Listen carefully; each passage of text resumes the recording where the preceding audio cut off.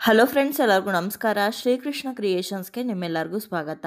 ಇವತ್ತಿನ ಈ ವಿಡಿಯೋದಲ್ಲಿ ಈ ವರ್ಷ ಬಂದಿರುವಂಥ ಕೊನೆಯ ಅಮಾವಾಸ್ಯೆ ಅಥವಾ ಪುಷ್ಯ ಅಮಾವಾಸ್ಯೆ ಯಾವತ್ತು ಬಂದಿದೆ, ಹಾಗೆ ಯಾವ ಸಮಯದಲ್ಲಿ ನಾವು ಪೂಜೆ ಮಾಡಬೇಕು, ಅಮಾವಾಸ್ಯೆ ತಿಥಿ ಯಾವಾಗ ಆರಂಭವಾಗಿ ಯಾವಾಗ ಅಂತ್ಯಗೊಳ್ಳುತ್ತೆ ಅನ್ನೋದೆಲ್ಲದನ್ನು ಕೂಡ ಸಂಪೂರ್ಣವಾಗಿ ಇವತ್ತಿನ ಈ ವಿಡಿಯೋದಲ್ಲಿ ತಿಳಿಸ್ಕೊಡ್ತಾ ಇದ್ದೀನಿ.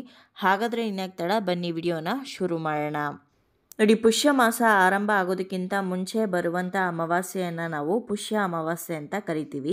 ಇನ್ನು ಈ ಪುಷ್ಯ ಅಮಾವಾಸ್ಯೆ ಈ ವರ್ಷ ಬಂದಿರುವಂಥ ಕೊನೆಯ ಅಮಾವಾಸ್ಯೆ ಆಗಿದೆ. ಮೊದಲಿಗೆ ಈ ಪುಷ್ಯ ಅಮಾವಾಸ್ಯೆ ಯಾವತ್ತು ಬಂದಿದೆ, ಹಾಗೆ ಯಾವ ಸಮಯದಲ್ಲಿ ಪೂಜೆ ಮಾಡಬೇಕು ಅಂತ ತಿಳ್ಕೊಳ್ಳೋಣ. ನೋಡಿ, ಈ ವರ್ಷದ ಕೊನೆಯ ಅಮಾವಾಸ್ಯೆ ಅಥವಾ ಪುಷ್ಯ ಅಮಾವಾಸ್ಯೆ ಈ ವರ್ಷ ಅಂದರೆ 2024ನೇ ಇಸ್ವಿಯಲ್ಲಿ ಡಿಸೆಂಬರ್ 30ನೇ ತಾರೀಕು ಸೋಮವಾರದ ದಿನ ಬಂದಿದೆ. ಅಮಾವಾಸ್ಯೆ ತಿಥಿ ಆರಂಭವಾಗುವಂಥದ್ದು ಡಿಸೆಂಬರ್ 30ನೇ ತಾರೀಕು ಸೋಮವಾರದ ದಿನ ಬೆಳಗಿನ ಜಾವ 4:01 ಆರಂಭವಾಗಿ ಡಿಸೆಂಬರ್ 31ನೇ ತಾರೀಕು ಮಂಗಳವಾರದ ದಿವಸ ಬೆಳಗಿನ ಜಾವ 3:56 ಕೂಡ ಅಮಾವಾಸ್ಯೆ ತಿಥಿ ಇರುತ್ತೆ. ಪೂರ್ತಿ ಅಮಾವಾಸ್ಯೆ ತಿಥಿ ಏನಿದೆ ಅದು ಹೆಚ್ಚಿನ ಪ್ರಮಾಣದಲ್ಲಿ ನಮಗೆ ಡಿಸೆಂಬರ್ 30ನೇ ತಾರೀಕು ಸೋಮವಾರದ ದಿನ ಬಂದಿರೋದ್ರಿಂದ ಅಮಾವಾಸ್ಯೆಯನ್ನು ನಾವು ಡಿಸೆಂಬರ್ 30ನೇ ತಾರೀಕು ಸೋಮವಾರದ ದಿನವೇ ಆಚರಣೆ ಮಾಡಬೇಕಾಗತ್ತೆ.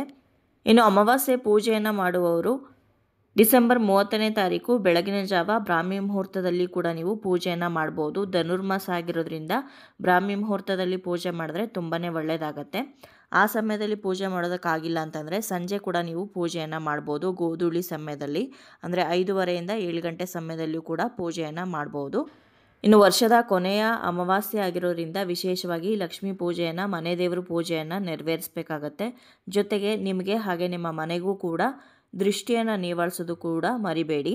ಸಾಕಷ್ಟು ರೀತಿಯಲ್ಲಿ ನಿಮಗೆ ಹಾಗೆ ನಿಮ್ಮ ಮನೆಗೆ ಯಾವ ರೀತಿ ದೃಷ್ಟಿಯನ್ನು ನಿವಾರಿಸಬೇಕು ಅಂತ ಈಗಾಗಲೇ ವಿಡಿಯೋ ಮಾಡೋದ್ರ ಮುಖಾಂತರ ತಿಳಿಸ್ಕೊಟ್ಟಿದ್ದೀನಿ. ಯಾರಾದರೂ ನೋಡಿರಲಿಲ್ಲ ಅಂದರೆ ಹೋಗಿ ನೋಡ್ಕೊಂಡು ಬರ್ಬೋದು.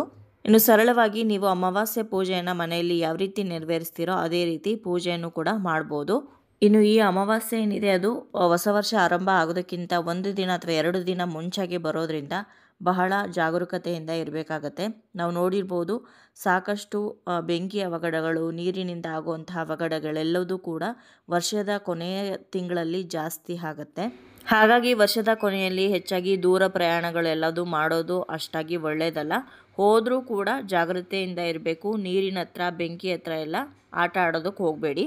ತಾವು ನೋಡಿದ್ರಲ್ವ ಸ್ನೇಹಿತರೆ, ಇವತ್ತಿನ ಈ ವಿಡಿಯೋದಲ್ಲಿ ಪುಷ್ಯ ಅಮಾವಾಸ್ಯೆ ಅಥವಾ ಈ ವರ್ಷದ ಕೊನೆಯ ಅಮಾವಾಸ್ಯೆ ಯಾವ ದಿನಾಂಕದಂದು ಬಂದಿದೆ, ಯಾವ ಸಮಯದಲ್ಲಿ ನಾವು ಪೂಜೆಯನ್ನು ಮಾಡಬೇಕು ಅನ್ನೋದನ್ನು ತಿಳಿಸ್ಕೊಟ್ಟಿದ್ದೀನಿ.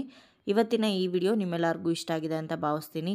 ಇಷ್ಟ ಆಗಿದರೆ ಲೈಕ್ ಮಾಡಿ, ಬೇರೆಯವ್ರಿಗೂ ಕೂಡ ವಿಡಿಯೋನ ಶೇರ್ ಮಾಡಿ, ಹಾಗೆ ನಿಮ್ಮ ಅನಿಸಿಕೆ ಅಭಿಪ್ರಾಯವನ್ನು ಖಂಡಿತವಾಗ್ಲೂ ಕಮೆಂಟ್ ಮುಖಾಂತರ ಬರೆದು ತಿಳಿಸಿ.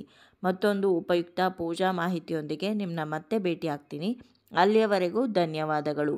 ಲೋಕ ಸಮಸ್ತ ಸುಖಿನೋ ಭವಂತು.